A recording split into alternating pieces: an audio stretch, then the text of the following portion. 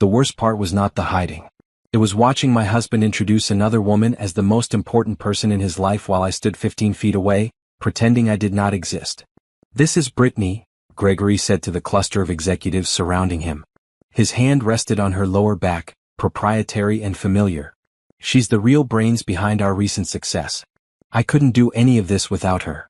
The men laughed. The women smiled. Brittany blushed prettily in her red designer gown, the one I had seen charged to our joint credit card last month. Gregory had told me it was for client gifts. I stood in the corner of the Riverside Grand Ballroom, wearing the navy dress Gregory had approved that morning. Not the emerald one I had chosen. Not the burgundy one that made my brown skin glow. The navy one that blended into the shadows, that made me invisible, that kept me exactly where Gregory wanted me, out of sight.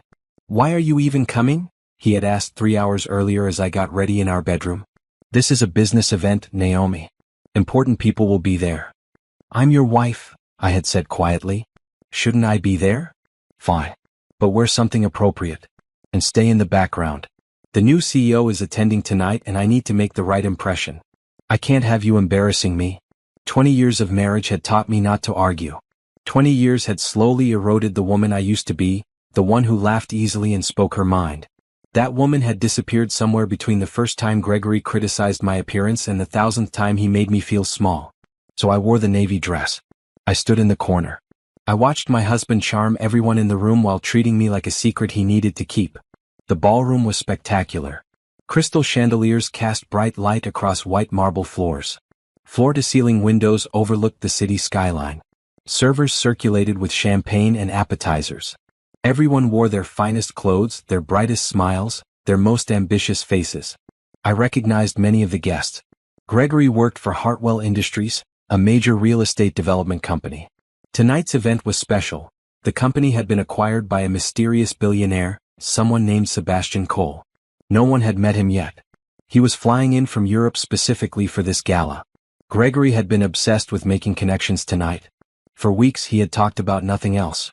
"This is my chance," he had said over breakfast, over dinner, during every conversation. "If I can impress the new owner, I'm looking at a VP position. Maybe even senior VP." I had listened. I had supported. I had hemmed his pants and picked up his dry cleaning and made sure his lucky cufflinks were polished. And now I watched him pretend I did not exist.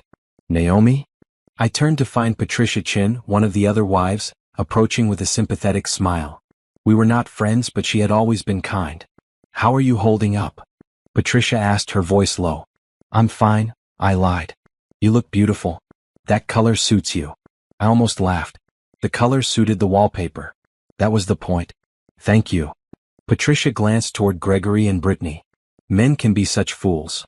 Before I could respond, a ripple of excitement moved through the crowd. Someone near the entrance had started whispering. Heads turned. Conversations paused. "He's here," Patricia breathed. "The new CEO." I did not crane my neck to see. I remained in my corner, invisible and forgotten, exactly as Gregory wanted. But then something strange happened. The crowd parted. Not dramatically but naturally, the way people step aside for someone who carries authority in their bones. I caught a glimpse of dark hair, broad shoulders, and expensive gray suit. And then I saw his face. The champagne glass in my hand trembled. My breath caught in my throat. The noise of the ballroom faded to a distant hum. No, it could not be. 30 years. 3 decades since I had last seen that face. Since I had last heard that voice. Since I had last felt my heart break into pieces so small I thought I would never be whole again. Sebastian. He stood at the entrance, scanning the room. His face had changed, matured, gained the sharp angles of a man who had built an empire. But his eyes were the same. Dark and intense, the kind of eyes that saw everything. I pressed myself further into the corner, as if I could disappear entirely. My heart hammered against my ribs. This could not be happening. Not here. Not now. Not after everything. Gregory pushed through the crowd, Brittany at his side. I watched my husband approach Sebastian with an outstretched hand and his most winning smile. "Mr. Cole, what an honor. I'm Gregory Thompson, Senior Manager of the Development Division. This is my associate, Brittany Sanders. We're so excited to have you with Hartwell Industries." Sebastian looked at Gregory's hand but did not take it. His gaze moved past my husband, past Brittany, past the eager executives and their spouses, searching. And then he found me. Our eyes met across the ballroom. 50 feet of polished marble, 100 guests, 30 years of separation. Time stopped. Sebastian's face transformed. Shock, recognition, something that looked like pain and joy twisted together. His lips parted. He took a step forward, then another, his eyes never leaving mine. Gregory was still talking, still trying to shake hands, but Sebastian walked right past him. Past Brittany. Past everyone. He walked straight to me. The crowd turned to watch. Confused murmurs rippled through the ballroom. Gregory's face went red, then white. Sebastian stopped 3 feet away. Up close, I could see the fine lines around his eyes, the silver threading through his dark hair. He looked at me like I was water in a desert, air after drowning. Naomi, he whispered. His voice cracked. Naomi Sterling. I had not been Naomi Sterling in 20 years. That was my maiden name, the name I had before I became Mrs. Gregory Thompson. The name I had when I was young and hopeful and in love with a boy who promised me forever. Sebastian, I managed to say. His hands reached for mine. I should have pulled away. Every eye in the room was on us. Gregory stood 10 feet away, his mouth hanging open. This was madness. But when Sebastian's fingers closed around mine, warm and gentle and achingly familiar, I could not move. I've been looking for you, he said, and there were tears in his eyes. Actual tears, shining in the bright light of the chandeliers. For 30 years, Naomi. I've been searching for you. Behind him, Gregory made a strangled sound. I still love you, Sebastian said, his voice raw with emotion. I never stopped. The champagne glass slipped from my other hand. It hit the marble floor and shattered, the sound impossibly loud in the sudden silence. And Gregory, my husband of 20 years, the man who had spent the evening pretending I did not exist, dropped his own glass in shock. The ballroom erupted in whispers. I stood frozen, Sebastian's hand still holding mine, aware of 200 pairs of eyes watching us. Gregory looked like he might be sick. I don't understand, Gregory stammered, finally finding his voice. He stepped closer, his face a mix of confusion and anger. Mr. Cole, this is my wife. Sebastian did not even glance at him.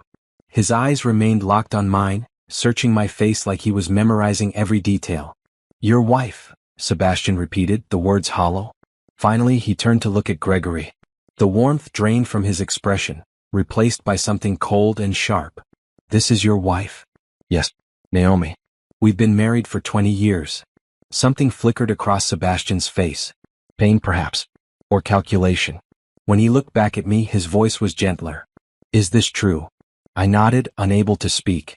Sebastian released one of my hands but kept the other, his thumb brushing across my knuckles. The gesture was intimate, familiar, like no time had passed at all. Then congratulations are in order, he said, though his tone suggested otherwise. He finally acknowledged Gregory properly. Mr. Thompson, was it? Yes, Gregory Thompson. I'm the senior manager of. I know who you are. Sebastian's voice cut through Gregory's eagerness like ice. I reviewed all the personnel files before acquiring this company. Your division has shown declining performance for 3 consecutive quarters. Gregory's confident expression faltered. Well, there have been some challenges, but we'll discuss it Monday. Right now, I'd like to speak with your wife. Privately. It was not a request. Gregory's face turned purple. I don't think that's appropriate. There's a private lounge on the 2nd floor, Sebastian continued, still not looking at Gregory. You spoke only to me. Would you join me, Naomi? Please? I understand if you'd rather not, but I need to talk to you. Every rational part of my brain screamed that I should refuse. This was insane. Sebastian was my husband's new boss. This would cause problems. Gregory would be furious. But another part of me, the part that had been buried for 20 years, the part that remembered what it felt like to be seen and valued and loved, that part whispered, go. Okay, I heard myself say. Sebastian's face flooded with relief. He offered me his arm, a gesture so old-fashioned and courteous that it made my chest ache. I took it, feeling the solid warmth of him through his suit jacket. As we walked through the parted crowd, I felt Gregory's stare burning into my back. Brittany stood beside him, her perfect face twisted with confusion and something that looked like jealousy. Let them stare, I thought. Let them wonder. For once in 20 years I was not the one being hidden. Sebastian guided me through the ballroom, past the curious guests, up a sweeping staircase to the 2nd floor. He seemed to know exactly where he was going. Of course he did. He owned the building now. He probably owned half the city. The private lounge was empty, decorated in shades of cream and gold. Soft lighting, comfortable furniture, a bar in the corner. Sebastian closed the door behind us, and suddenly the noise of the party below became muffled and distant. We stood in silence for a moment. Now that we were alone, the impossibility of the situation crashed over me. "I can't believe it's you," Sebastian said finally. He ran a hand through his hair, a gesture I remembered from when he was 19. "All this time. You were here. In this city. Sebastian, what are you doing here?" "How? Why?" "I bought Hartwell Industries 3 months ago. I've been expanding my real estate portfolio on the East Coast. When I saw the acquisition opportunity, I took it." He paused. "I had no idea you were connected to the company. No idea you were married." The word hung between us, heavy and complicated. "It's been 30 years, I said quietly. "Did you think I would wait forever?" "Yes," he said simply. "Because I did." My breath caught. "Sebastian. Let me explain. Please. Let me tell you what happened after that summer." I should have said no. I should have walked out of that room, gone back to my husband, returned to my invisible corner. But I had spent 30 years wondering. 30 years carrying the hurt of abandonment. 30 years believing that Sebastian had simply stopped loving me. So I sat down on one of the cream sofas and Sebastian sat across from me and he began to talk. "After graduation," he started, his voice low and earnest, "I went home to tell my parents about us. About you. About our plans to get married." I remembered. We had been so young, so certain. Sebastian had just finished his business degree. I had 1 year left of college. We were going to wait until I graduated, then start our life together. "My father refused," Sebastian continued. "He said I was too young, that you were," he used words I won't repeat. Horrible words. "He threatened to cut me off completely if I married you." I had suspected as much. Sebastian came from old money, the kind of family that had expectations and standards and very specific ideas about who was suitable. I told him I didn't care about the money, that I would work, build something myself, that I loved you and nothing else mattered. Sebastian's hands clenched into fists. "He told me you had already left, that you had come to the house, spoken with him, and agreed to take money to disappear from my life." My head snapped up. "What?" "He said you took $50,000 and signed an agreement never to contact me again. He showed me the paperwork. Your signature. Everything." "That's a lie." The words burst out of me, sharp and angry. "I never went to your father's house. I never took any money. Sebastian, I waited for you. For 6 months I waited. You never called. Never wrote. I thought you had changed your mind about us." Sebastian's face went pale. "I tried to call. Dozens of times. Your number was disconnected. I had to change numbers. My roommate situation fell through and I couldn't afford the phone bill. I sent you letters. To your apartment. To your parents' house. They all came back marked return to sender." We stared at each other as the truth settled between us like broken glass. "He lied," Sebastian said, his voice barely above a whisper. "My father lied. He intercepted everything. He forged your signature." I felt tears burning behind my eyes. "I thought you didn't want me anymore. I thought you realized your family was right, that I wasn't good enough." "God, Naomi. No. Never." Sebastian leaned forward, his elbows on his knees. "I spent months trying to find you. I hired investigators. I went to your college, but you had transferred. Your friends wouldn't tell me where you went. I thought you really had taken the money and left. I transferred because I couldn't afford the tuition anymore," I said softly. "My mother got sick. I had to move back home, find work, help with her medical bills. By the time she passed 2 years later, I was so far behind in my studies I just gave up on finishing my degree. I'm so sorry. About your mother. About all of it." We sat in silence, mourning the life we should have had. The family we could have built. The decades we had lost to lies and manipulation. "I looked for you," Sebastian said again. "Even after I started my company. Even after I got married." That stung. "You got married. For 5 years. It ended badly. It doesn't matter. The point is, even then I looked for you. I never stopped hoping I would find you someday. And now," he gestured helplessly, "now I find you married to someone else." "For 20 years, I confirmed. "Are you happy?" The question was simple. The answer was anything but. I thought about Gregory hiding me at parties. About the way he criticized everything I did. About how small he made me feel, how invisible, how worthless. "No," I whispered. "I'm not happy." Sebastian's jaw tightened. "He doesn't deserve you. The way he treated you tonight, making you stand in the corner like you were something to be ashamed of. I wanted to. It's complicated. Is it? Sebastian stood and moved to sit beside me on the sofa. Not touching but close enough that I could feel the warmth of him. Naomi, you were the brightest person I ever knew. Full of life and ideas and passion. The woman I saw downstairs looked like she was trying to disappear. Maybe I am. Don't. Please don't. You deserve so much better than that. I looked at him, really looked at him. This was not the boy I had loved 30 years ago. This was a man who had built an empire, who commanded respect, who could buy companies on a whim. But his eyes were the same. Kind and intense and looking at me like I mattered. Why did you come to me first? I asked. In the ballroom. Everyone was waiting to meet you. Gregory was right there. But you walked straight to me. Sebastian smiled, a sad, beautiful smile. Because the moment I saw you, nothing else in that room mattered. Not business. Not networking. Not any of it. There was only you. A knock on the door interrupted us. We both turned as it opened and Gregory stepped inside, his face tight with barely controlled anger. I think you've spoken privately long enough, he said, looking between us. Naomi, we're leaving. Now. I stood slowly, feeling Sebastian's presence beside me like a shield. Gregory's face was red with suppressed rage, a look I had seen countless times over 20 years. Usually, it made me shrink back, agree to whatever he wanted, apologize for existing. But tonight, with Sebastian in the room, with the truth of my stolen past settling in my bones, I felt something different. I'm not ready to leave, I said. Gregory's eyes widened. Excuse me? I said I'm not ready to leave. Sebastian and I are catching up. We're old friends. Old friends? Gregory's laugh was ugly. Is that what you call it? The man is my boss, Naomi. You're embarrassing me in front of the entire company. Like you embarrassed her? Sebastian's voice was quiet but dangerous. Hiding your wife in a corner? Introducing your assistant as the most important person in your life. Gregory's face went pale, then red again. That was... Brittany is crucial to my work. I was networking. You were disrespecting your wife, Sebastian said flatly. In front of 200 people. This is none of your business, Mr. Cole. With all due respect. Sebastian. His voice cut through the room like a blade. My name is Sebastian. And anything concerning Naomi is my business. The temperature in the room seemed to drop 10 degrees. Gregory looked between us and I saw the moment understanding dawned on his face.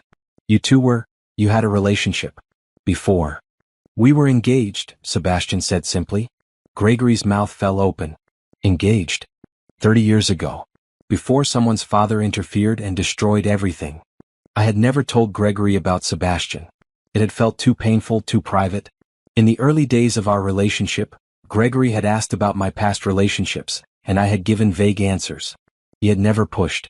Maybe he had never cared enough to push. I don't believe this, Gregory muttered. He turned to me. You were engaged? To him? It was a long time ago, I said. Clearly not long enough if he's looking at you like that. Gregory's voice rose. This is completely inappropriate. You're my wife. I demand you come home with me right now. Demand. Not ask. Not request. Demand. 20 years of demands. Of orders. Of being told what to wear, what to say, how to act, where to stand. No, I said. The word hung in the air, simple and powerful. Gregory stared at me. What did you say? I said no. I'll come home when I'm ready. Right now, I'm talking to Sebastian. You'll come home now or I'll... You'll what? Sebastian stepped forward, placing himself slightly between Gregory and me. You'll what exactly, Mr. Thompson? Gregory's hands clenched into fists. For a moment, I thought he might actually try to hit someone. But even in his anger, he was not that stupid. Sebastian was his boss, a billionaire, and built like someone who had not spent the last decade behind a desk. This isn't over, Gregory hissed. He pointed at me. You will regret this, Naomi. I promise you that. He stormed out, slamming the door behind him. I sank back onto the sofa, my legs suddenly weak. The adrenaline that had carried me through the confrontation drained away, leaving me shaking. Are you all right? Sebastian asked, sitting beside me again. I don't know. I've never said no to him like that. Never. How long has he been treating you this way? I thought about it. It was gradual. In the beginning he was attentive, charming. He made me feel special after years of feeling lost. But slowly, over time, he started criticizing me. My clothes. My opinions. My friends. One by one, I stopped doing the things I loved because he made me feel stupid for loving them. Sebastian's jaw clenched. That's abuse, Naomi. Financial and emotional abuse. I know. I've known for years. But leaving seemed impossible. We've built a life together. We have shared accounts, a house. And I don't work. I haven't worked in 15 years. He convinced me to quit my job, said he made enough for both of us, that I should focus on our home. I laughed bitterly. Our home. He barely acknowledges I exist in it. Tell me about him. About your marriage. So I did. For the next hour, I told Sebastian everything. How I had met Gregory 5 years after my mother died. How I had been working 2 jobs, barely making ends meet, still grieving. How Gregory had seemed stable and secure, offering a life that felt safe after so much loss. I told him about the first year of marriage, which had been good. Then the second year, when Gregory started making small comments about my appearance. The third year, when he suggested I quit my job at the library because it was embarrassing that his wife worked such a low-status position. I told him about the isolation. How Gregory discouraged friendships, family visits, anything that took my attention away from him.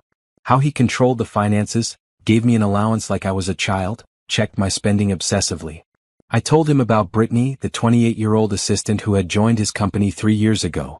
How Gregory had started working late, taking business trips, coming home smelling of perfume that was not mine. I knew, I said quietly. I've known for at least 2 years that he was having an affair. But I didn't say anything. Where would I go? What would I do? I have no job, no money of my own, no family left. Sebastian listened to all of it, his face growing darker with each revelation. You have me, he said when I finished. You have me, Naomi. I know 30 years have passed. I know we're different people now. But I meant what I said downstairs. I still love you. I never stopped. I felt tears sliding down my cheeks. How can you say that? You don't even know me anymore. Don't I? The woman I loved was kind and strong and smart. She had a smile that could light up a room and a mind that never stopped asking questions. She dreamed of opening her own bookstore someday, a place that felt like home to everyone who walked in. She loved old movies and thunderstorms and chocolate ice cream with peanut butter mixed in. He reached out and gently wiped a tear from my cheek. Is that woman gone, Naomi? Or is she just hiding? I could not speak, because he was right. Somewhere inside me, buried under 20 years of being diminished and controlled, that woman still existed. I could feel her stirring, waking up, remembering what it felt like to be herself. I don't know what to do, I whispered. You don't have to decide anything tonight. But I want you to know that whatever you need, whatever you decide, I'm here. Money, lawyers, a place to stay, a job, anything. You're not alone anymore. Gregory will fight me. He won't let go easily. His reputation matters too much to him. Let him fight. I have resources he can't imagine. I looked at Sebastian, really looked at him. He was offering me a way out, a path to freedom. But taking it would mean destroying my marriage, facing Gregory's wrath, and depending on a man I had not seen in 30 years. Or I could go home, apologize to Gregory, and return to being invisible.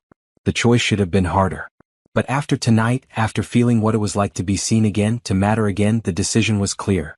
I need proof, I said, of the affair, of the financial abuse. I need everything documented before I make a move. Sebastian smiled, and it was not a kind smile. It was the smile of a man who had built an empire through strategy and calculation. Then we'll get you proof. All of it. Every lie, every betrayal, every stolen dollar. And when we're done, Gregory Thompson will regret ever making you feel small. This feels like revenge. It is revenge. Sometimes revenge is just another word for justice. I thought about Gregory downstairs, probably charming his way back into everyone's good graces, probably spinning a story about his crazy wife and the inappropriate CEO. I thought about Brittany in her red dress, wearing my money, sleeping with my husband, probably laughing about how pathetic I was. Okay, I said. Let's do it. Let's get proof.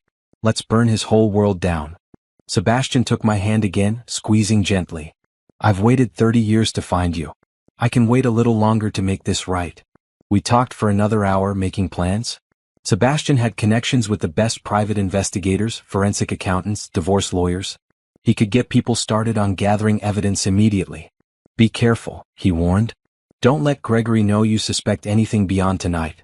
Act normal. Act apologetic if you can stomach it. The more time we have to build the case, the stronger it will be. I can do that. I've been pretending for 20 years. What's a few more weeks? Finally, reluctantly, I stood to leave. Sebastian walked me to the door, but before opening it, he turned to face me. "Naomi," he said softly, "I know this is complicated. I know I'm offering help for selfish reasons too. I want you to be free, but I also want a chance. A chance to make up for lost time. To be the man I should have been 30 years ago. You were that man. Your father stole that from both of us. Then let me be that man now. Please." I reached up and touched his face, feeling the slight stubble on his jaw, the warmth of his skin. This man who had loved me when I was young. This man who had spent decades searching. This man who looked at me like I was precious. "One step at a time," I said. "First we deal with Gregory. Then we figure out what comes next." "Fair enough." He opened the door and I stepped into the hallway. The sounds of the party drifted up the stairs, quieter now. It must be late. As I descended to the ballroom, I prepared myself. I would find Gregory. I would apologize prettily. I would play the role of the chastened wife. But inside, for the first time in 20 years, I felt something powerful stirring. Hope, anger, determination. Gregory Thompson had no idea what was coming. The car ride home was silent. Gregory gripped the steering wheel so tightly his knuckles were white. I sat in the passenger seat, looking out the window at the passing street lights, playing my role perfectly. "I'm sorry," I said quietly, infusing my voice with the right amount of shame. "I shouldn't have stayed up there so long with Sebastian. It was inappropriate." Gregory said nothing. He was an old friend. We got caught up in the past. It won't happen again. Still nothing. The silence was its own form of punishment, one Gregory wielded expertly. We pulled into the driveway of our house in the suburbs. A nice house, 4 bedrooms, well-maintained lawn. The kind of house that looked perfect from the outside. No one would guess what happened inside these walls. Gregory parked and got out without a word. He walked into the house, leaving me to follow. I did, carrying my purse, my heels clicking on the hardwood floors. Inside, Gregory went straight to the bar in the living room and poured himself a scotch. He drank it in one swallow, then poured another. 20 years, he said finally, his back to me. 20 years I've been married to you, and I find out tonight that you were engaged before.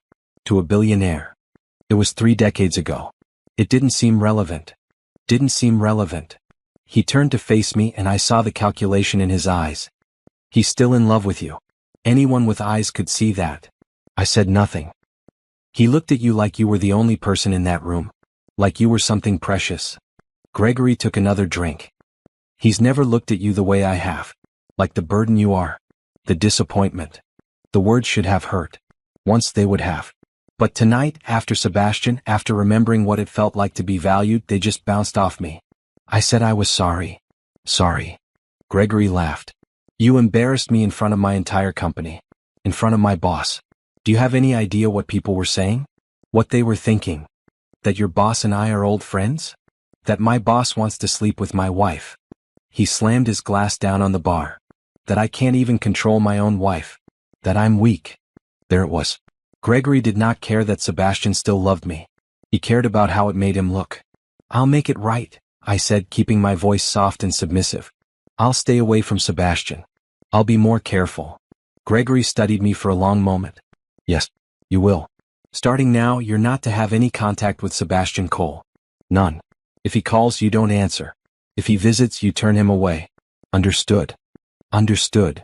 And tomorrow you're going to write an apology letter to Brittany. You made a scene tonight and she was caught in the middle of it. She deserves an apology. That almost broke my composure. He wanted me to apologize to his mistress. Of course, I said through gritted teeth. Good. Now go to bed. I need to think. I went upstairs to our bedroom. The master suite with its king-size bed and attached bathroom.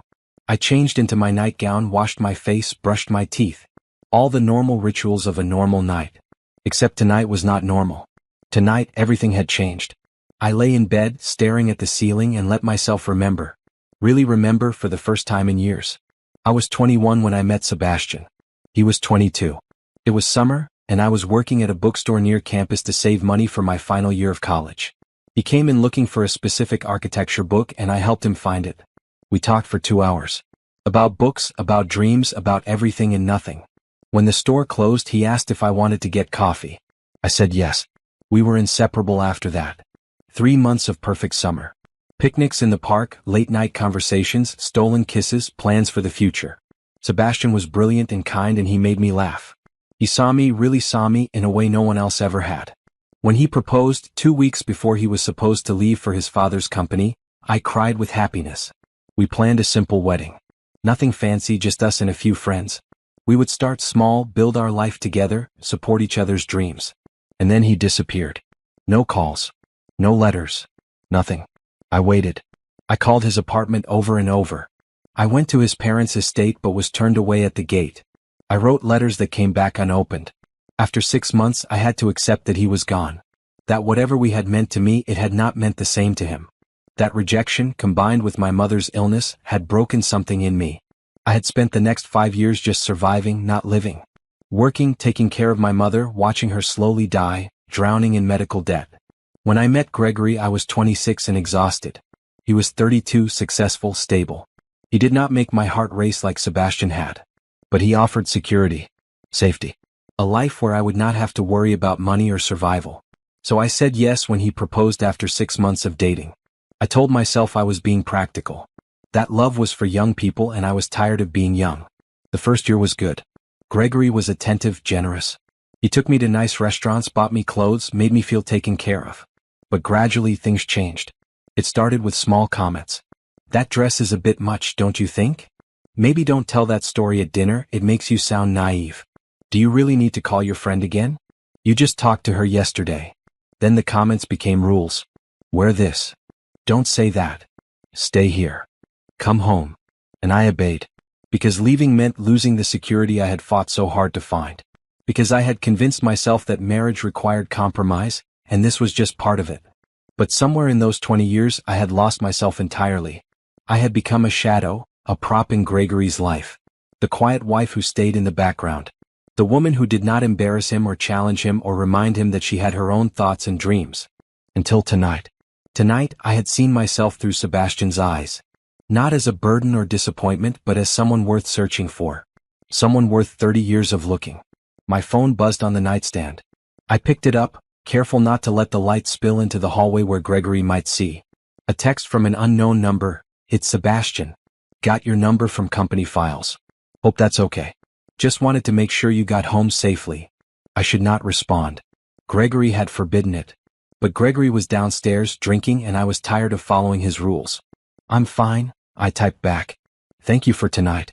For everything. Tomorrow 10 a.m. meet my investigator. Address below. Tell Gregory you're going shopping. We start gathering evidence immediately. He sent an address in the business district. A law office. Okay, I wrote. Naomi? Yes. You're stronger than you think. And you're not alone anymore. I read his words 3 times before turning off my phone. Then I lay in the dark, planning. Tomorrow I would play the apologetic wife. I would write the letter to Brittany. I would act contrite and small. But I would also meet with Sebastian's investigator. I would start building my case. I would document every lie, every betrayal, every stolen piece of myself. Gregory thought tonight was over. He thought I would fall back in line, obedient and quiet. He was wrong. This was not the end. This was the beginning. I woke early the next morning before Gregory. I went downstairs and made coffee, prepared breakfast, played the role of the dutiful wife. When Gregory came down at 7, freshly showered and dressed for work, I had everything ready. Good morning, I said softly. I made your favorite. Omelette with toast. He grunted and sat down, checking his phone. Brittany had probably already sent him a good morning text. Or perhaps a photo of something she was wearing. Or not wearing. I thought I would go shopping today, I said casually, pouring his coffee. I need a few things. Maybe get my hair done. Gregory looked up at me. Take the credit card. Not the one linked to the main account. The other one. The other one. The one with a $500 limit that I had to stay within each month. Meanwhile, Gregory carried platinum cards with no limits. Of course, I said. He finished his breakfast in silence, then stood to leave. At the door he turned back. Remember what we discussed last night? No contact with Sebastian Cole. And get that apology letter written to Brittany. I will. Good. I'll be home late. Business dinner. A business dinner. With Brittany, no doubt. Let him go. Let him think everything was normal. As soon as his car pulled out of the driveway, I moved fast. I went upstairs and changed into a blue dress, simple but professional. I did my makeup carefully, wanting to look put together for the meeting. At 9:30, I drove to the address Sebastian had sent. A sleek office building in the financial district. I parked in the garage and took the elevator to the 15th floor. The reception area was elegant. Cream walls, modern furniture, a pretty receptionist who smiled when I entered. Naomi Thompson? Yes. They're expecting you. Conference room B, down the hall on your left. I walked down the hallway, my heart pounding. This was real. This was happening. The conference room held 3 people. Sebastian, looking sharp in a charcoal suit. A woman in her 40s with short gray hair and intelligent eyes. And a younger man with glasses, surrounded by laptops and files. Naomi. Sebastian stood and came to greet me. Thank you for coming. Let me introduce you.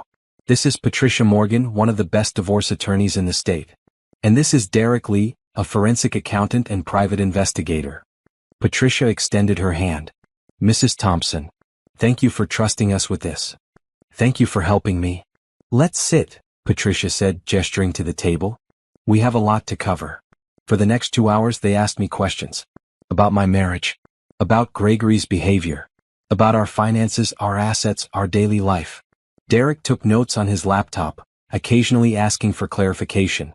Do you have access to bank statements? Derek asked. Limited. Gregory handles all the finances. But I can log into our online banking. He gave me the password years ago and never changed it. Perfect. I'll need you to download everything you can. Statements, transactions, anything that shows money movement. He'll know if I access certain accounts. Then we'll be strategic. Only touch what you normally access. For the rest, I can get court orders once we file. Patricia leaned forward. Naomi, I want to be very clear about what we're looking for here. Our goal is to build a case that shows financial abuse, infidelity, and asset hiding. We want to ensure that in the divorce, you get what you're legally entitled to, and that Gregory faces consequences for his behavior. What kind of consequences? Depending on what we find, he could face criminal charges for financial fraud. At minimum, he'll lose his reputation and a significant portion of his assets. Good, I said firmly. Sebastian smiled slightly. That's the spirit. We went through my finances in detail. I explained how Gregory controlled everything. How I had an allowance. How he monitored my spending. How I had no credit in my own name because he had convinced me we did not need it. Classic financial abuse, Patricia noted. This will work in your favor. Then we discussed the affair. I told them about Brittany, about the late nights, the changed behavior, the perfume. Do you have any proof? Derek asked. Photos, texts, anything concrete? No.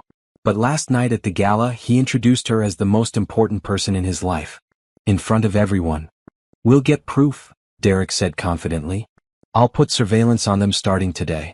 Within a week, we'll have everything we need. What about the house? Patricia asked. Is it in both names? Yes. We bought it 12 years ago. Both our names are on the deed. Good. What about other assets? Retirement accounts, investments? I don't know. Gregory handles all of that. We'll find out. Derek will do a complete asset search. As the meeting wound down, Patricia gave me clear instructions. Go home. Act normal. Don't let Gregory suspect anything.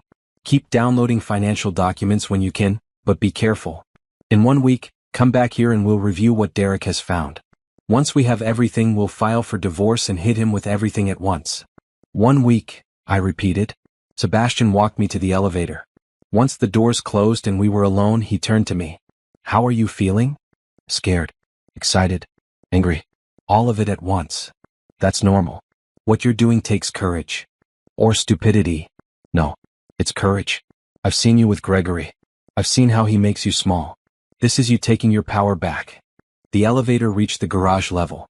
Before the doors opened, Sebastian touched my arm gently. Naomi, I want you to know something. Whatever happens with us, whatever you decide about us, I'm still helping you. This isn't conditional on anything. You deserve to be free regardless. I looked up at him, this man who had spent 30 years looking for me. This man who was using his considerable resources to help me escape a toxic marriage. Thank you, I said simply. One more thing. He pulled out a phone, a smartphone in a plain case. It's a burner phone. Untraceable. Use it to communicate with me, Patricia, and Derek. Don't use your regular phone for anything related to this case. Gregory might check it. I took the phone, feeling the weight of it in my hand. A secret phone. For my secret rebellion. I'll be careful. I know you will. You're the smartest person I've ever known. The elevator doors opened and I stepped out into the garage. As I walked to my car, I felt different. Lighter somehow despite the fear. I drove home and spent the afternoon playing house. I wrote the apology letter to Brittany, making it sickeningly sweet and humble. I cleaned the already clean house. I prepared dinner, a complicated meal that would keep me busy. At 6 o'clock, Gregory texted that he would be even later than expected. No surprise there. I ate alone, then spent the evening in the study, carefully downloading bank statements onto a USB drive. Years of transactions. Thousands of dollars I had never known about. Derek was right. This was going to be big. That night, lying in bed alone, I pulled out the burner phone and texted Sebastian. First day of evidence gathering complete. This is harder than I thought. His response came quickly, "You're doing great. One day at a time. I'm here if you need me. Thank you for believing in me. Always." I smiled in the dark and put the phone away. Gregory came home after midnight, smelling of wine and perfume, and collapsed into bed without a word. Let him sleep. Let him think he had won, that I was under his control. Meanwhile, I was building a bomb that would destroy everything he had built on lies. The next week passed in a strange duality. During the day I played the perfect wife. I cooked. I cleaned. I stayed quiet. I wore the clothes Gregory approved of. I smiled when appropriate and stayed silent when not. But beneath the surface, I was gathering evidence like a soldier preparing for war. Every time Gregory left for work, I would spend hours in his study going through files. I found bank statements showing withdrawals I knew nothing about. Credit card bills for restaurants I had never been to. Receipts for jewelry I had never received. Derek called me every day on the burner phone, guiding me through what to look for. Check for any offshore accounts, he said on Wednesday. Men like Gregory often hide money overseas. I found three accounts in the Cayman Islands, each with over $100,000. Money that should have been in our joint accounts. Money that was half mine. Perfect, Derek said when I sent him the account numbers. That's financial fraud. He's been hiding marital assets. On Thursday, I received a call from Patricia. Derek's surveillance team got something. Can you come to the office tomorrow? Gregory will be home tomorrow. I can't. Then I'll send you the file. But Naomi, prepare yourself. It's not easy to see. The file arrived on the burner phone an hour later. Photos. Dozens of photos. Gregory and Brittany at a restaurant, holding hands across the table. Gregory and Brittany entering a hotel at 2 in the afternoon. Gregory and Brittany kissing in his car in the parking garage at his office. And one photo that made me catch my breath. Brittany getting out of Gregory's car, her hand resting on her stomach in an unmistakable gesture. The gesture of a pregnant woman, protective and unconscious. I stared at that photo for 10 minutes. Pregnant. Brittany was pregnant. I called Derek immediately. The photo. Is she? We think so. We're working on confirming it. If she is, and if it's Gregory's, that changes everything. It certainly did. Because if Brittany was pregnant with Gregory's child, that meant the affair had been going on for at least a few months. Maybe longer. That night, Gregory came home and I watched him move through our house like nothing was wrong. He ate the dinner I prepared. He watched television. He went to bed. And I thought about how easy it had been for him to lie. To come home to me every night while building a whole other life with someone else. On Saturday, Derek called again. We confirmed it. Brittany is 14 weeks pregnant. We have medical records. How did you get medical records? It's better if you don't know. But we have them. And Naomi, there's more. More? She's not the first. Gregory has had at least 3 other affairs over the course of your marriage. We found hotel receipts, emails, text messages. He's been cheating on you for years. I sat down, the room spinning slightly. 3 other affairs. Years of betrayals. We also found something else in the financial records. Gregory has been stealing from you. Your inheritance from your mother, remember you mentioned she left you about $60,000? Yes. From selling her house after she died. Gregory put it into our investment account. He withdrew it 2 years ago. All of it. And he's been using it to fund his lifestyle with Brittany. Expensive dinners, hotel rooms, jewelry. He spent your mother's money on his mistress. That broke something in me. The last fragile thread of sympathy I might have had for Gregory snapped clean through. He had stolen my mother's money. The only thing I had left of her. And he had given it to Brittany. I want to destroy him, I said quietly into the phone. I want to take everything. We will. Patricia is preparing the divorce papers now. We're going to hit him with everything at once. Infidelity, financial fraud, asset hiding. By the time we're done, he'll be lucky to have enough money for a studio apartment. When do we file? Monday. Patricia wants to serve him at work in front of his colleagues. Make it as public as his humiliation of you at the gala. Perfect. That weekend I prepared. I packed a bag with my essential items and hid it in the trunk of my car. Important documents, photos, jewelry. Things I did not want to risk leaving in the house once things got ugly. I also prepared myself emotionally, because I knew that once we filed, Gregory would become dangerous. Not physically, perhaps, but in every other way. He would try to manipulate me, gaslight me, make me doubt myself.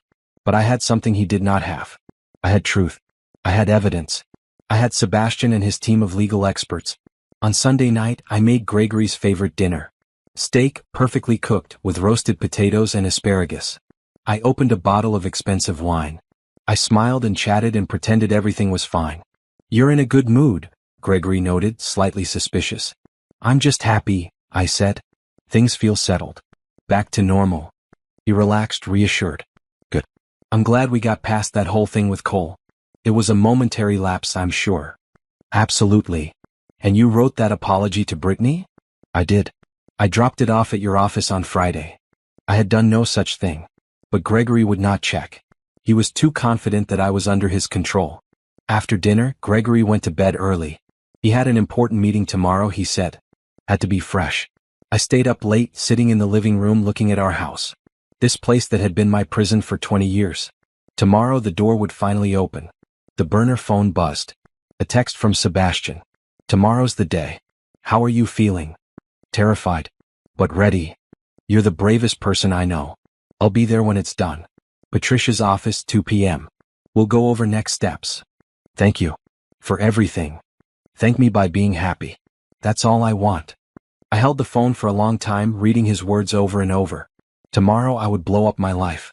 Tomorrow Gregory would learn that the wife he had dismissed and controlled and cheated on had teeth. Tomorrow the revenge would begin. Monday morning arrived bright and clear. Gregory left for work at 7:30 as usual. He kissed my cheek absently, grabbed his briefcase, told me he would be home late. Another business dinner?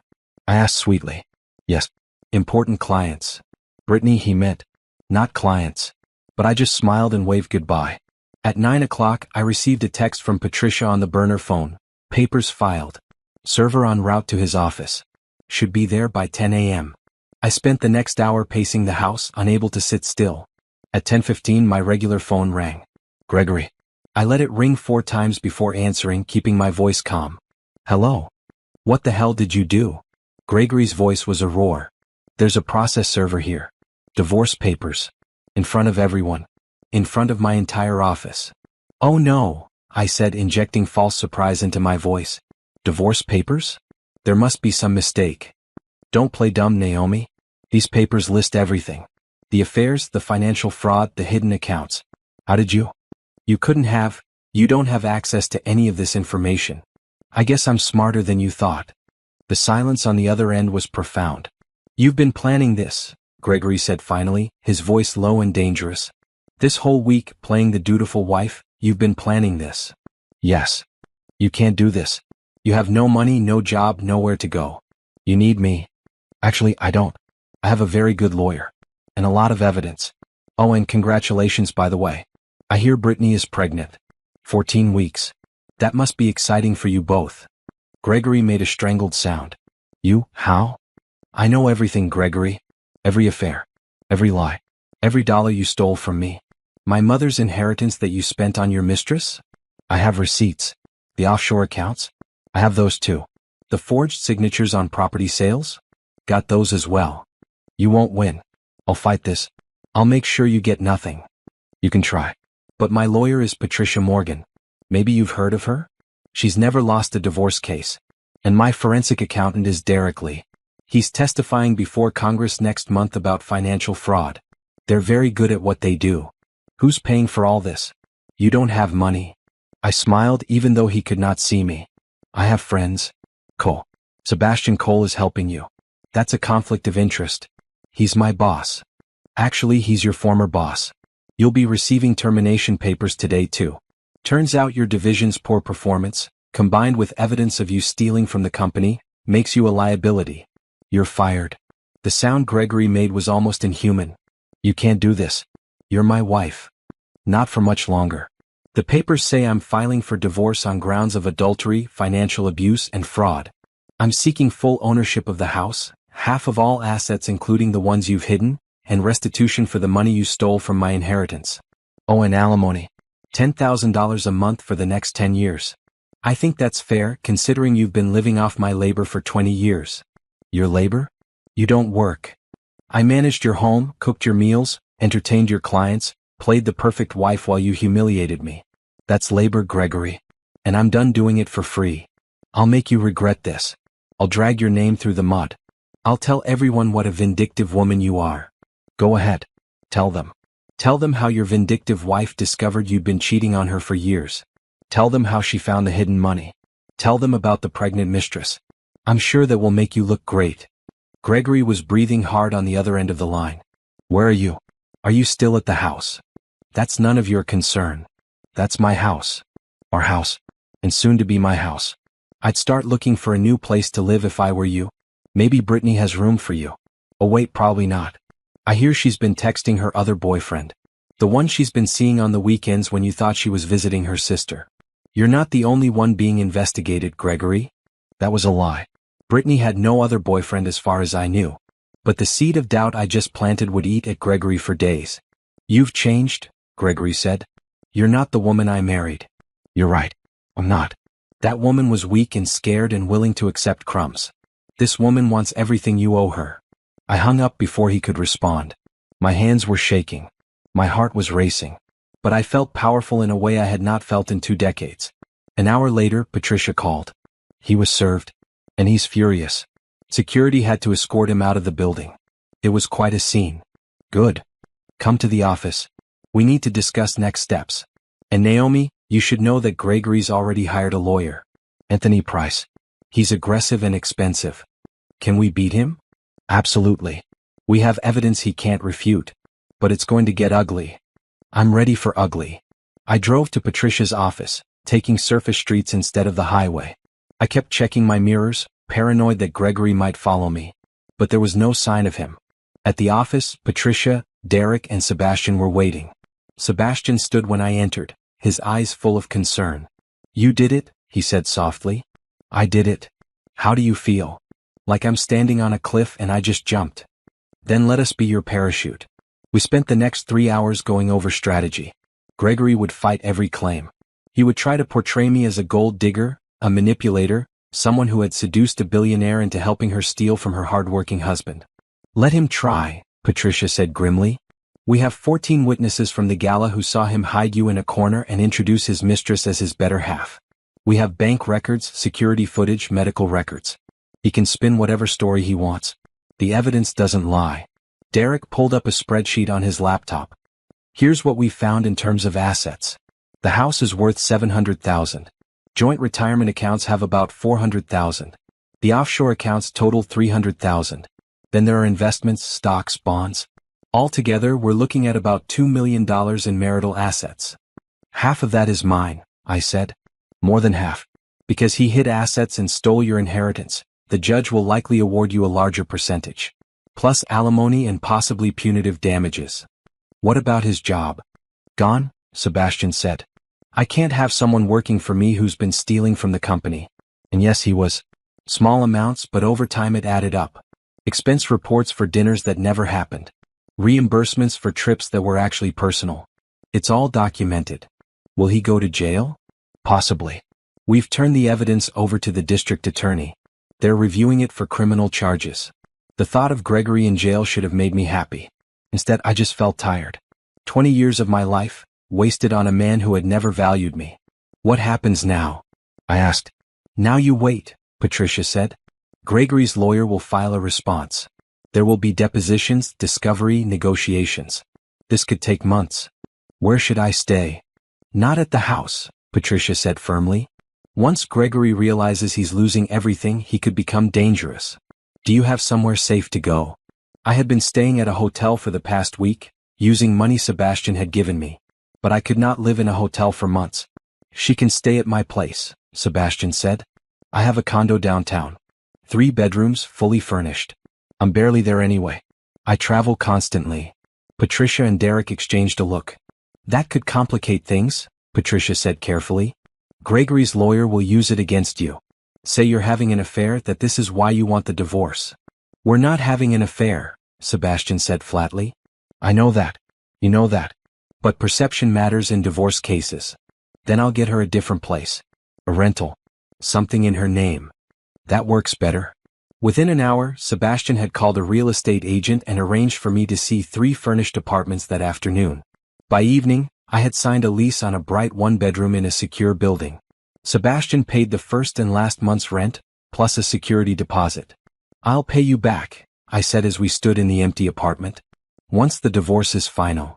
You don't have to. I want to. I need to stand on my own, Sebastian. I can't go from being dependent on Gregory to being dependent on you. He nodded slowly. I understand. But Naomi, you're not alone. You can be independent and still accept help from people who care about you. I know. And I do. Accept help. But there has to be boundaries. What kind of boundaries? I turned to face him fully. We had been dancing around this for days.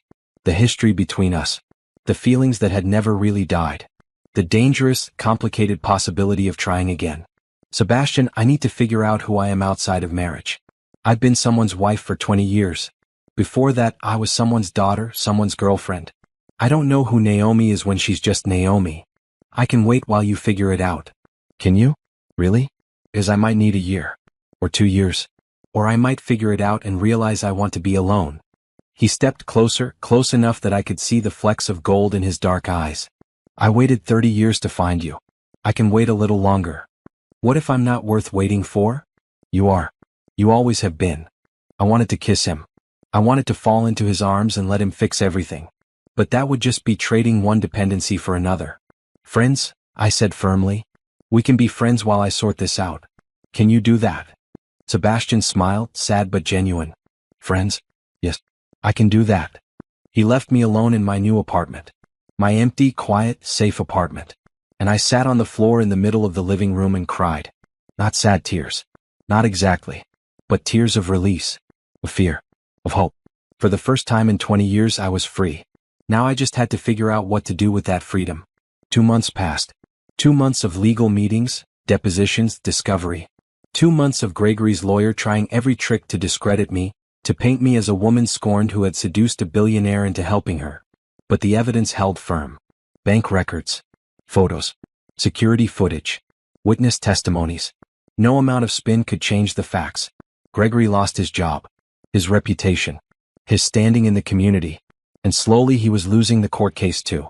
In late spring, Patricia called me with news. There's a charity gala next month. Big event, all of Gregory's former colleagues will be there. Sebastian's company is the main sponsor. Okay. I think we should attend.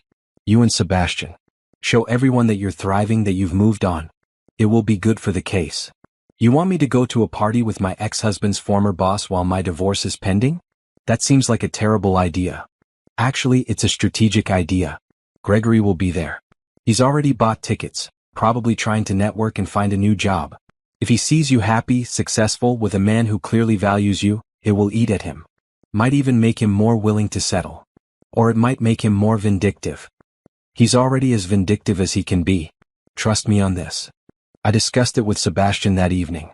We had been meeting regularly, carefully maintaining the friendship boundary I had set. He took me to dinner occasionally, but we split the check. He helped me move furniture in my apartment, but left before it got too late. We were both being so careful, so proper. I think Patricia's right, Sebastian said. Show him you're not hiding anymore. Show him you won. Have I won? The divorce isn't final yet. You've won already. You got free. Everything else is just paperwork. So I agreed to go to the gala. Patricia took me shopping, insisting on buying me a dress. A gorgeous green gown that hugged my curves and made my dark skin glow. Nothing like the navy dress Gregory had made me wear to the last gala. You look stunning, Patricia said as I turned in front of the mirror. I barely recognized myself. Somewhere in the past 2 months, I had started to look alive again. My eyes were brighter. My smile came easier. I had started going to the gym, not to lose weight but because it felt good to move my body. I had started reading again, devouring books the way I used to before Gregory made me feel stupid for having interest. I was becoming myself again. The night of the gala, Sebastian picked me up at my apartment. He wore a black tuxedo looking like he had stepped out of a magazine. "You're beautiful," he said when I opened the door. "You don't look so bad yourself." We drove to the venue, a different ballroom than the one where this had all started. This one was decorated in silver and blue, elegant and modern. As we entered, I felt heads turn. People whispering. I knew what they were saying. "There's Gregory Thompson's wife. The one who's divorcing him. She's with Sebastian Cole now. Can you believe it?" Let them whisper. I had nothing to hide. Sebastian kept his hand on my lower back, guiding me through the crowd. Protective but not possessive. Supportive but not controlling. The difference between him and Gregory was night and day. We found our table and sat with several of Sebastian's business associates and their spouses.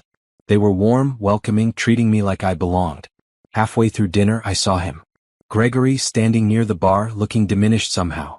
He had lost weight. His suit hung slightly loose. His face was drawn. Next to him stood Brittany. Very pregnant now, her belly prominent under a pink dress. She looked miserable. Gregory saw me at the same moment. Our eyes met across the ballroom. I saw the flash of pain, of anger, of something that might have been regret. I lifted my chin and looked away. After dinner there was dancing. Sebastian asked if I wanted to, and I said yes. We moved onto the floor, his hand at my waist, mine on his shoulder. "You're doing great," he murmured. "I feel like I'm going to throw up. You're the most composed person here." He's the one falling apart. He was right. Across the room, Gregory downed drink after drink. Brittany sat alone at their table, looking uncomfortable and abandoned. As we danced, I let myself relax into the moment. The music was soft, a classic jazz number. Sebastian was a good dancer, confident and smooth. Around us, other couples swayed. For a moment, I let myself imagine.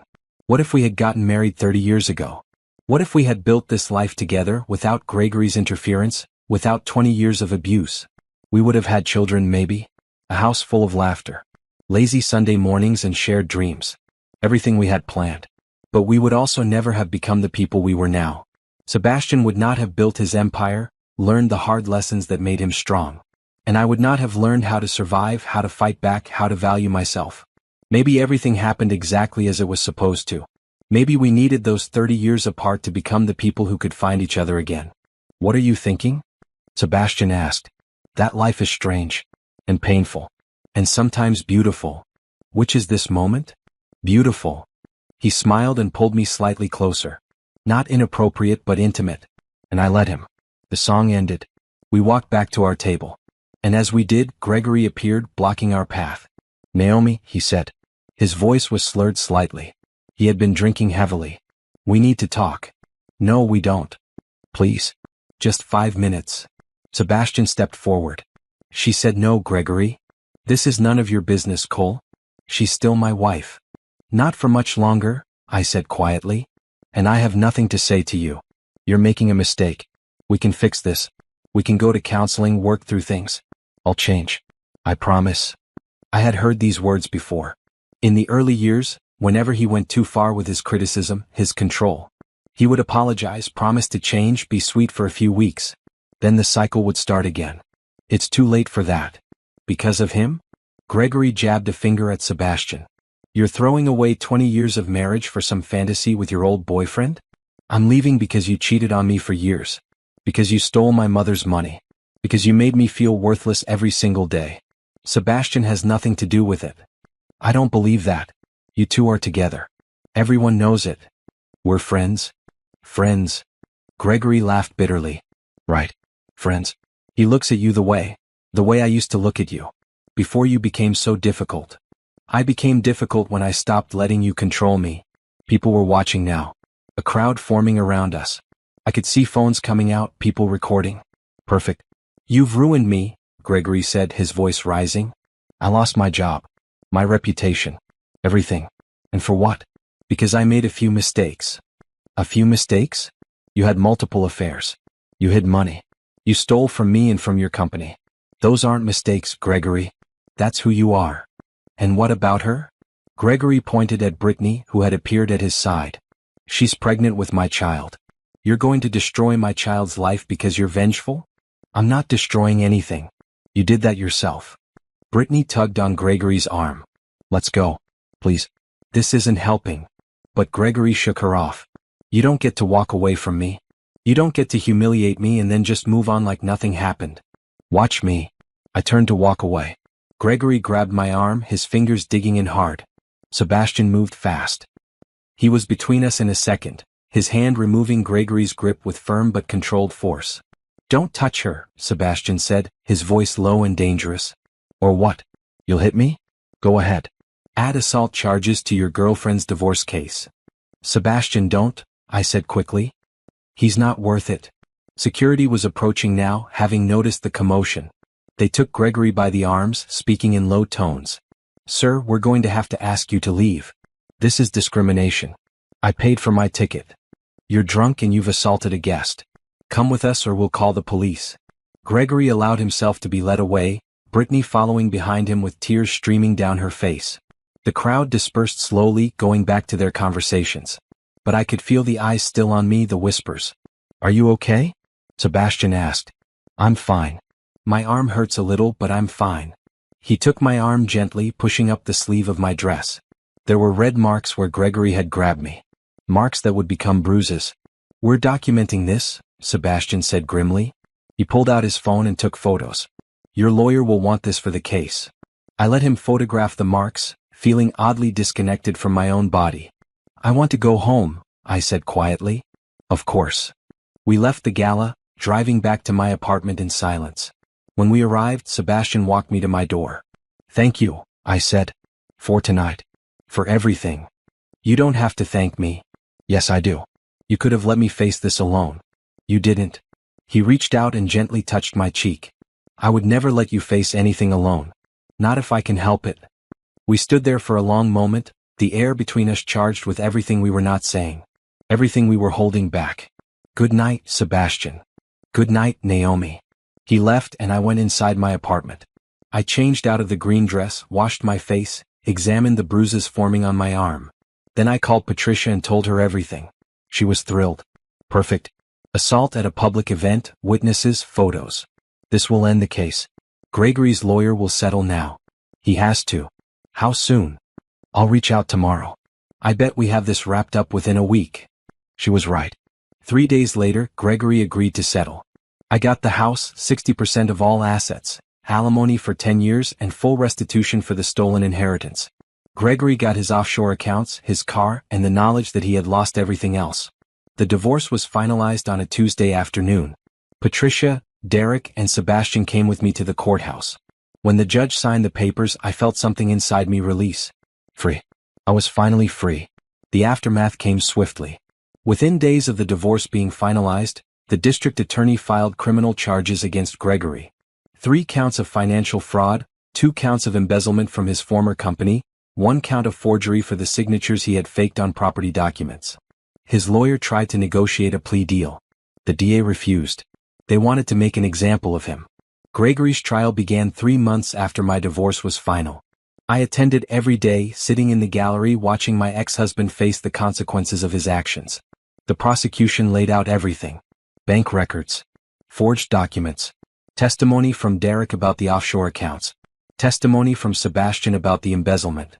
Testimony from 3 other women Gregory had affairs with over the years. Brittany was called to testify. 8 months pregnant, she waddled to the stand and answered questions about their relationship. Yes, they had been involved for 3 years. Yes, Gregory had promised to leave me. Yes, he had spent lavish amounts of money on her, money she now knew was stolen. Did you know he was married when you started your affair? The prosecutor asked. Yes, Brittany said quietly. Did that trouble you? At first. But Gregory said his marriage was over. That his wife was cold and difficult. That he stayed with her out of obligation. I felt no anger toward Brittany. She was just another victim of Gregory's lies. When she looked at me from the stand, I saw shame and regret in her eyes. After her testimony during a recess, Brittany approached me in the hallway. Mrs. Thompson. Naomi. I'm sorry. I know that doesn't mean anything, but I'm sorry. I looked at her swollen belly, at her tired face, at the wreckage of her own life. How far along are you? 34 weeks. It's a boy. Congratulations. Gregory says he can't help support the baby now. Because of the divorce settlement. Because of the legal fees. I don't know what I'm going to do. That's not my problem, Brittany. I'm sorry, but it's not. I know. I thought you should know that I never wanted to hurt you.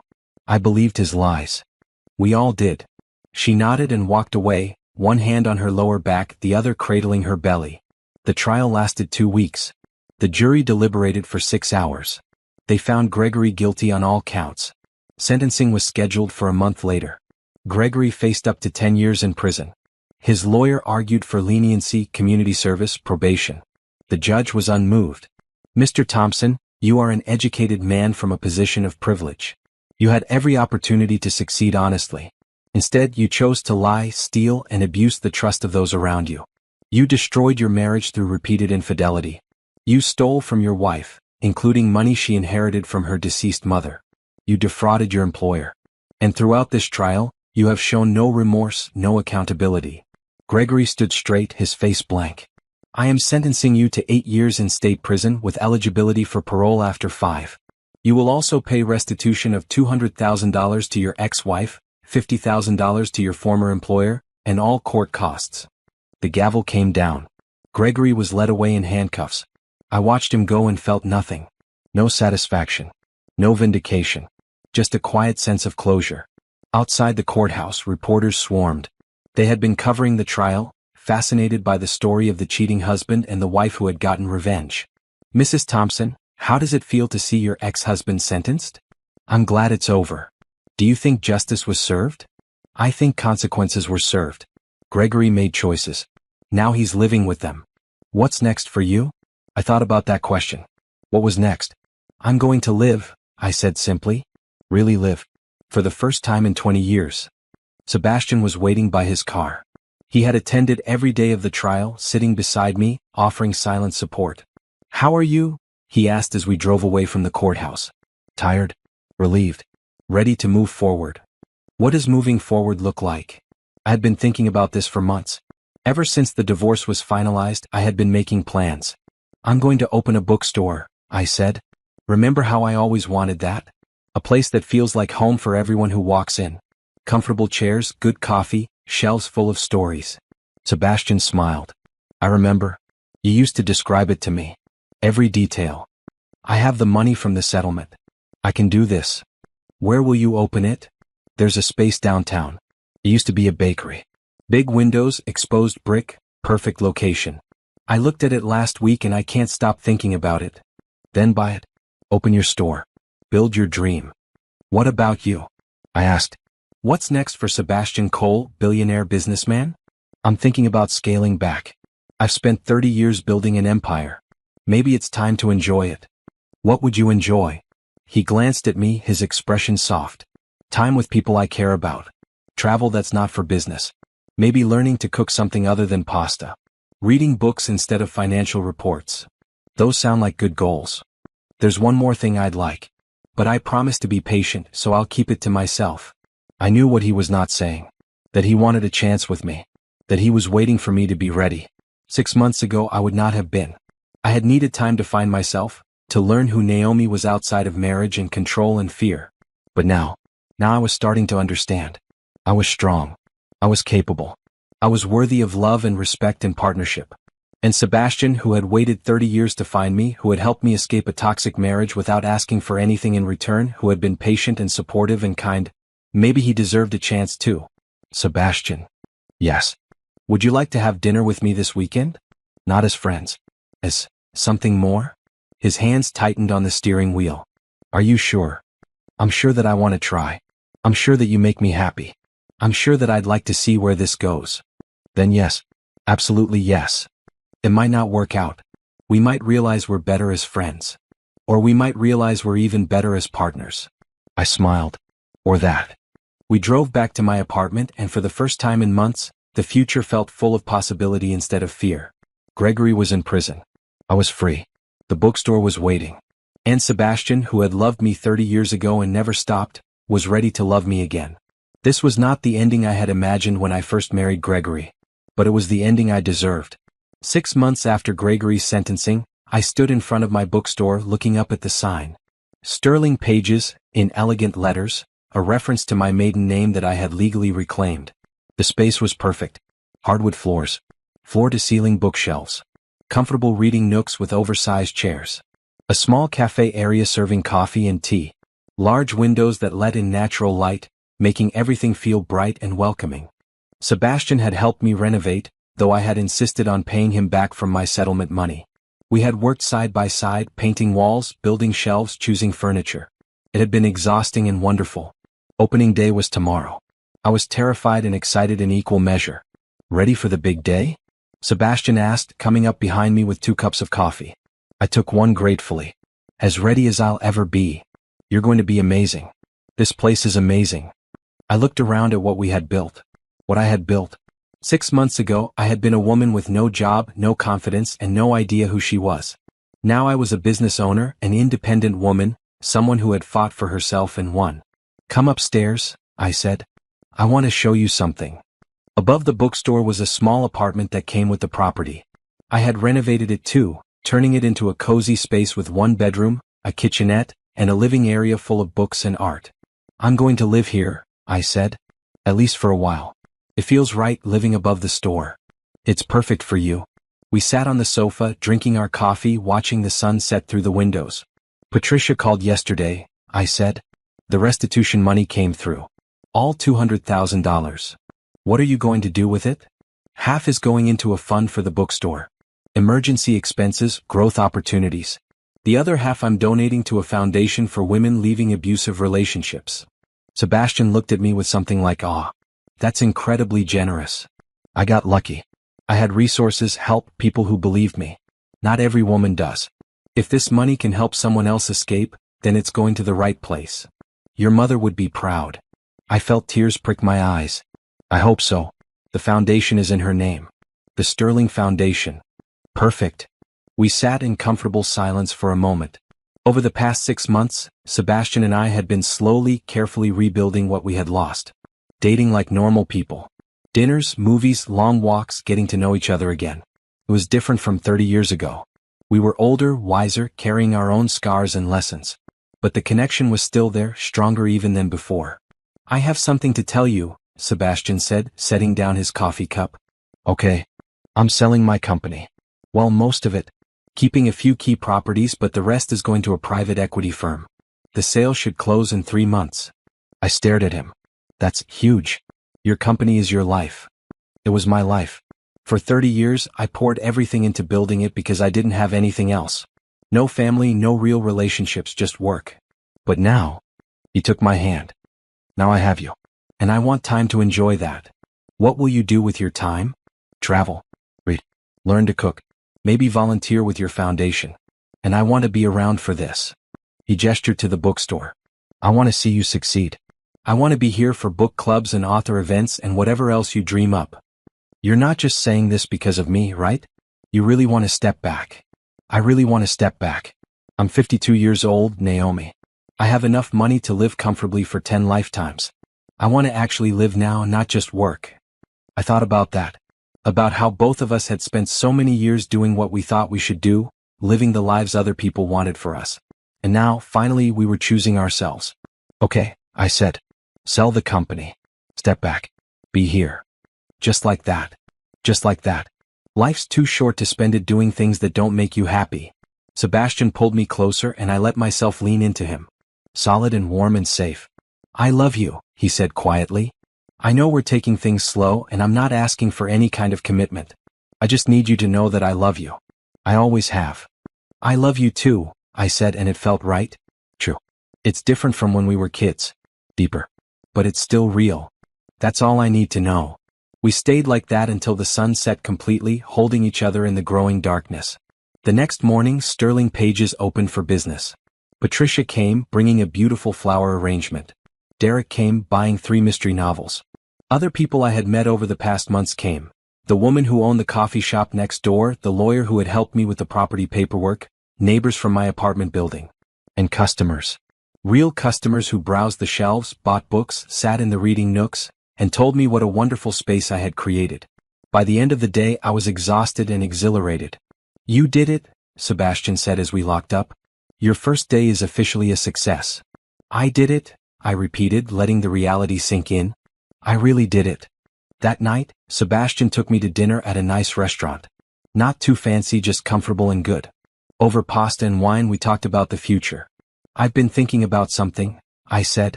About us. Okay. I want to take a trip. Just the two of us. Somewhere we've never been. No pressure, no expectations. Just time together. Where would you want to go? I don't know. Somewhere with history. Somewhere beautiful. Somewhere that feels like a fresh start. Italy, Sebastian said immediately. We always talked about going to Italy. You wanted to see the bookstores in Florence, remember? I did remember. Late-night conversations when we were young, dreaming about the future. All the places we would go, all the things we would see. Italy, I agreed.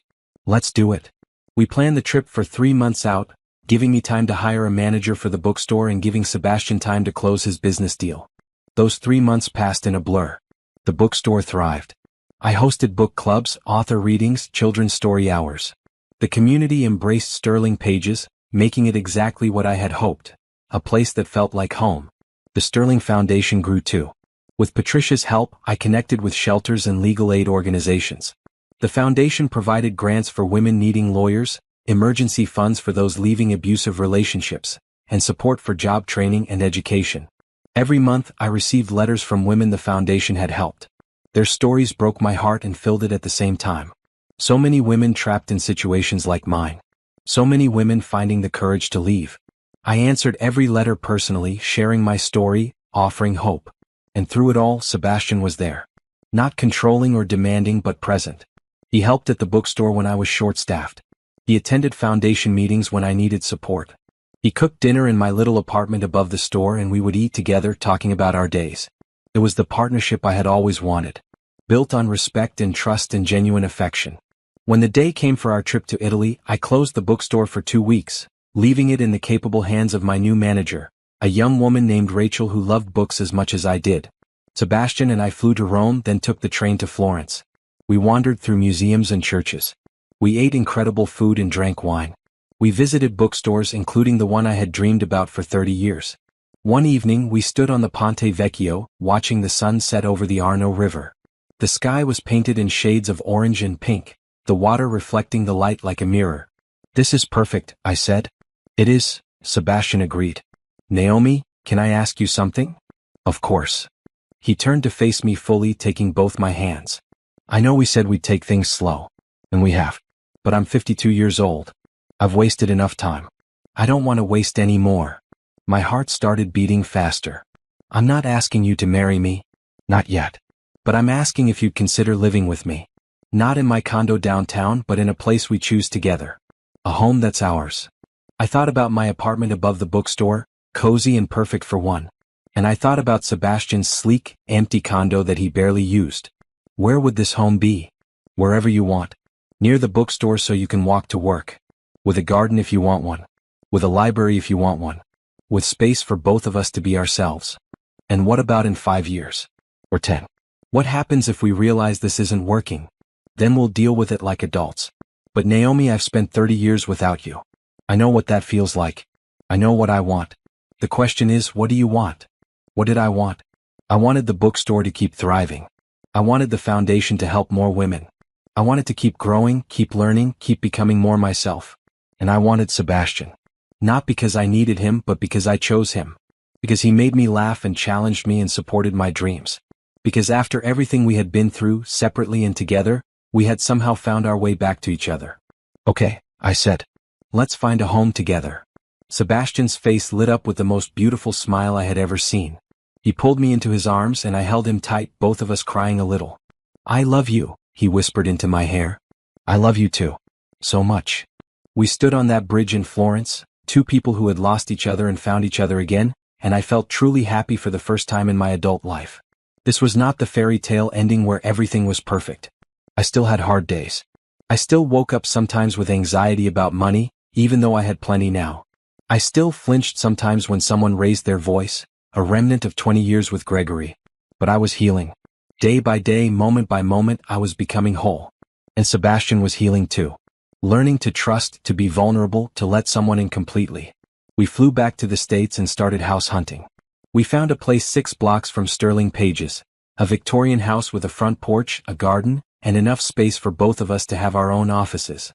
We moved in together 6 months after Italy. Sebastian's books mixed with mine on the shelves. His coffee maker sat next to my tea kettle. His laughter filled the rooms. On our first night in the house, we sat on the front porch with glasses of wine, watching the neighborhood settle into evening. "Happy?" Sebastian asked. "Yes," I said. "Completely happy." "Good. Because I have one more question." "What?" He pulled a small box from his pocket and opened it. Inside was a ring. Simple, elegant, with a single sapphire surrounded by small diamonds. 31 years ago I asked you to marry me.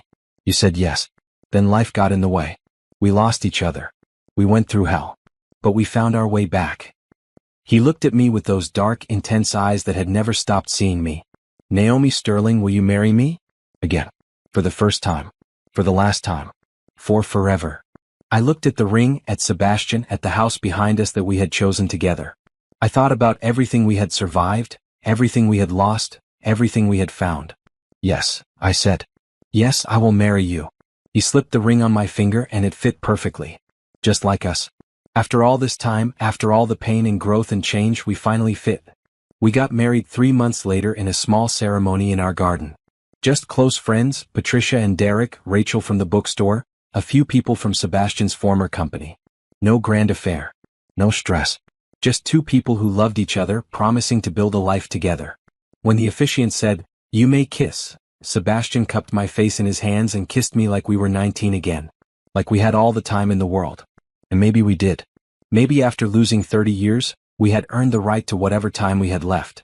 The reception was casual. Barbecue and wine and laughter. Patricia gave a toast about how sometimes justice looks like revenge, and sometimes revenge looks like living well. Derek joked that he had never seen a couple with more documented evidence of their relationship. And Sebastian simply said, "To Naomi, who taught me that some people are worth waiting for." I looked around at the people gathered in my garden. At the house Sebastian and I shared. At the life I had built from the ashes of a toxic marriage. Gregory was in prison, his empire crumbled, his child being raised by a woman who had learned too late what kind of man he was. I should have felt guilty about that. About destroying his life so completely. But I did not. He had made his choices. He had hurt me, stolen from me, tried to diminish me. And when I finally fought back, when I finally stood up for myself, he faced the consequences. That was not revenge. That was justice. And this life I was living now, this was happiness. "What are you thinking about?" Sebastian asked, coming up behind me and wrapping his arms around my waist. "About how far I've come. About how close I came to staying trapped in that marriage forever. But you didn't. You got out. We got out. You helped me. You helped yourself. I just provided resources. You did all the hard work." I turned in his arms to face him. "Thank you. For everything. For loving me. For waiting. For believing I was worth saving. You've always been worth saving. Worth waiting for. Worth everything." The sun was setting, painting the sky in shades of purple and gold. Music played from speakers in the garden. Our guests danced and laughed and celebrated. And Sebastian and I stood together, husband and wife, partners, friends, survivors. "Ready to start the rest of our life?" he asked. I smiled. "I've been ready for 30 years. Then let's not waste another minute."